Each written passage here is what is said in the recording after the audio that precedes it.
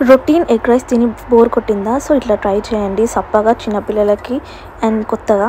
So oil వేసుకొని whole spices వేసుకొని onion, కల్మాక్ అండ్ జింజర్ గార్లిక్ పేస్ట్ వేసుకొని మంచిగా ఫ్రై చేసుకోవాలి పచ్చి వాసన పోయేదాకా. నెక్స్ట్ ఇందులో ఎంబడే ఎగ్స్ వేసుకోవాలి మీకు నచ్చినన్ని. అవి కొంచెం ఫ్రై చేసుకొని అందులో డైరెక్ట్ రైస్ యాడ్ చేసుకోవాలన్నమాట.